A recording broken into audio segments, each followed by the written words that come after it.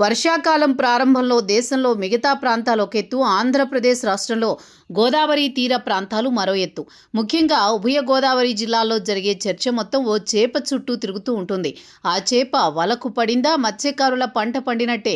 ఎందుకంటే దానికి ఉండే డిమాండ్ అలాంటిది. మరి దానికోసం మహామహులు సైతం ఎదురు చూస్తారు. దానిని తినాలని పరితపిస్తూ ఉంటారు. దానికోసం ఎంతైనా ఖర్చు పెట్టడానికి సిద్ధం అంటారు. ఉమ్మడి ఆంధ్రప్రదేశ్లో సెక్రటేరియట్లో పనులు జరగాలంటే ఈ చేపల కూర తీసుకువెళితే సరిపోతుంది అనే టాక్ అప్పట్లో ఉండేది. దీన్ని బట్టి ఆ చేపకు ఏ స్థాయిలో డిమాండ్ ఉందో అర్థం చేసుకోవచ్చు. ఆ చేప ట్యూనా కాదు, అంతకు మించిన సొర కాదు, కేజీకి మించి బరువు పెరగని పులస. పుస్తెలమ్మైనా సరే పులస కొనుగోలు చేయాలని ఉభయ గోదావరి జిల్లాలో సామెత ఉంటుంది.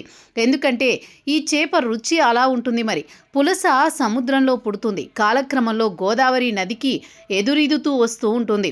సముద్రంలో నీరు ఉప్పగా ఉంటుంది, గోదావరిలో నీరు అత్యంత తీయగా ఉంటుంది. ఆ తీపి రుచి కోసం పులస గోదావరికి వస్తూ ఉంటుంది. వర్షాలు కురిసేటప్పుడు గోదావరిలోకి కొత్త నీరు వస్తుంది. ఆ నీరు మొత్తం ఎర్రగా ఉంటుంది. ఆ నీటికి ఎదురీదుతూ వచ్చిన పులస సరికొత్తగా మారుతుంది. కొత్త నీరు అందులోకి తీపి నీరు స్వీకరించడం వల్ల దాని శరీరంలో మార్పులు చోటు చేసుకుంటాయి. ఈ చేప మాంసం ఆ స్థాయిలో రుచిగా ఉండడానికి కారణం కూడా అదే. గోదావరి నదికి ఎదురీదుతూ వచ్చిన ఈ చేప ఒక్కసారిగా మారిపోతూ ఉంటుంది. మత్స్యకారుల వలకు చిక్కిన తర్వాత పులసలను వేలం వేస్తారు. 3,000 నుంచి మొదలవుతుంది వేలం.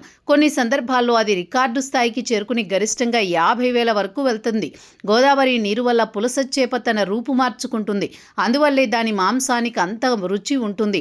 ఉభయ గోదావరి జిల్లాల్లో పులుసను ప్రత్యేకంగా వండుతారు. పచ్చిమామిడి లేదా బెండకాయలు వేసి, చింత పులుసు, ఇతర పదార్థాలు వేసి చేపల కూర మరింత గొప్పగా వండుతారు.